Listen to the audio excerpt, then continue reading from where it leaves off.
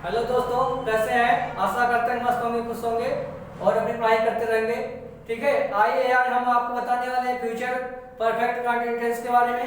Future perfect continuous क्या होता है, मतलब फ्यूचर परफेक्ट कंटीन्यूअस के बारे में।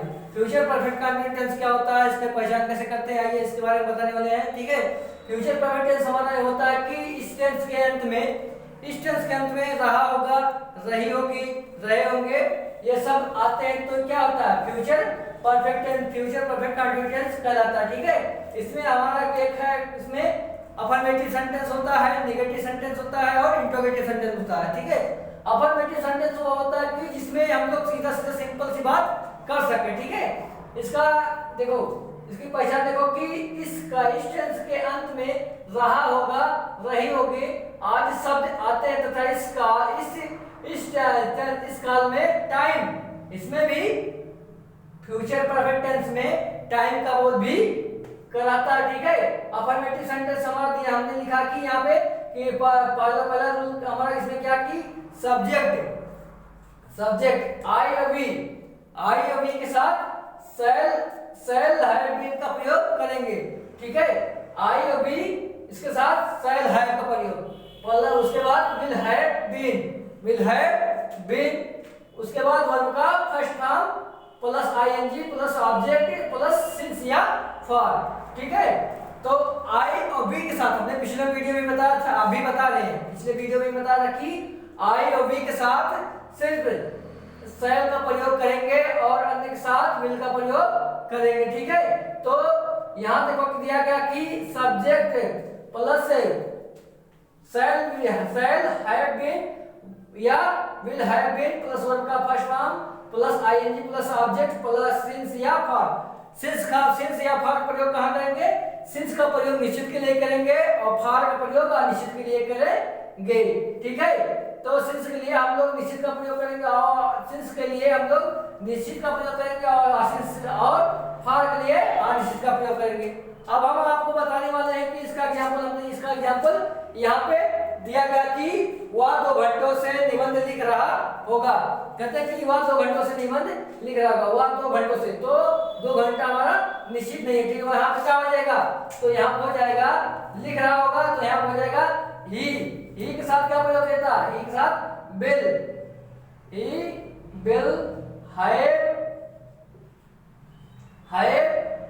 हैव, उसके बाद क्या, हैव के बाद क्या हो जाएगा, हैव बीन प्लस वर्ब का क्या हो जाएगा, वर्ब का फर्स्ट फॉर्म लिख रहा तो राइट हो जाएगा, तो इसमें WRITING राइटिंग। ठीक है, राइटिंग लिख रहा, राइटिंग, उसके बाद क्या होगा, राइटिंग आईएनजी हो गया प्लस ऑब्जेक्ट क्या लिख रहा है, निबंध, तो यहाँ होगा राइटिंग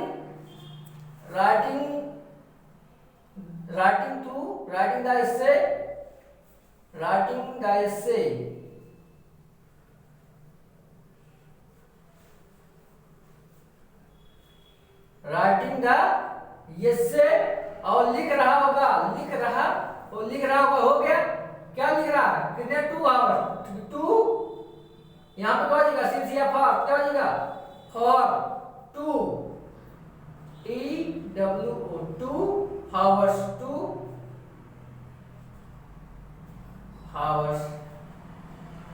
ठीक है, 2 हावर्स, क्योंकि यहाँ पे क्या है, निश्चित नहीं है, यहाँ पे निश्चित नहीं है, तो यहाँ पे हमारा फॉर का प्रयोग किया जाएगा। ठीक है, यहाँ पे निश्चित नहीं है, इसलिए हमको फॉर का प्रयोग हम लोग करते हैं। ठीक है, इतना अगर आप लोग को समझ आया तो हम आपको आगे नेगेटिव सेंटेंस है और इंटरोगेटिव सेंटेंस के बारे में भी इस वीडियो में बताने वाले हैं।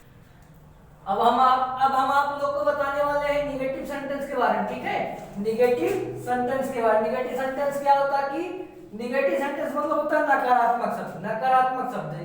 ठीक है, जहाँ पे क्या कहते हैं, नकारात्मक शब्द हमारा होता है कि इसमें जो नेगेटिव से यहाँ पे क्या होगा, हमारा एग्जांपल दिया कि वह 2 घंटों से निबंध नहीं लिख रहा होगा, तो नहीं आगे इसमें लिख नहीं रहा होगा, तो इसमें नहीं आगे। ठीक है, इसका रूल क्या, subject I be, subject I we क्यों लिखे, क्योंकि सेल के साथ आई वी को प्रयोग करेंगे, प्लस नॉट सेल, सॉरी फिर से सुनो, subject plus shall not have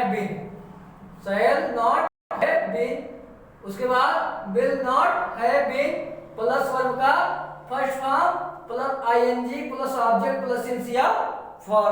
फिर से सुनो, subject plus shall not have been, verb का फर्स्ट फिर will not have been plus verb का first form plus ING plus object plus since या फॉर।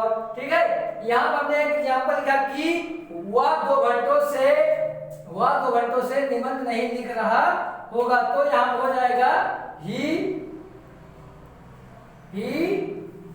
उसके बाद ही के साथ क्या प्रयोग होता है, विल,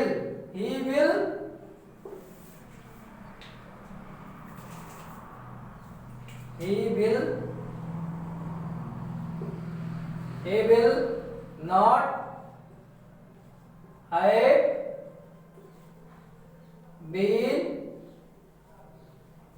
हैव नॉट बीन, और उसके बाद वर्ड का फर्स्ट फॉर्म, तो यहाँ राइट है तो लिखना राइटिंग राइट होता, तो यहाँ पे लिखिए राइटिंग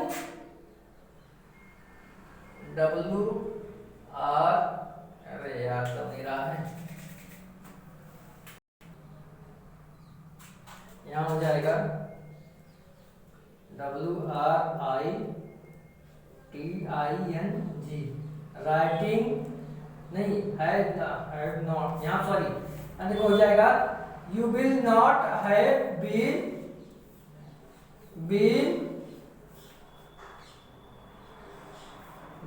WRIT राइटिंग और क्या है, राइटिंग एंड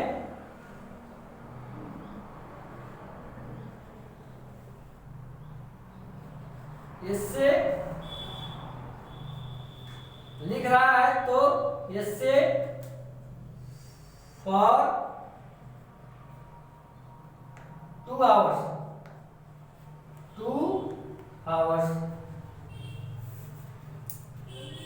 आवर्स, ठीक है।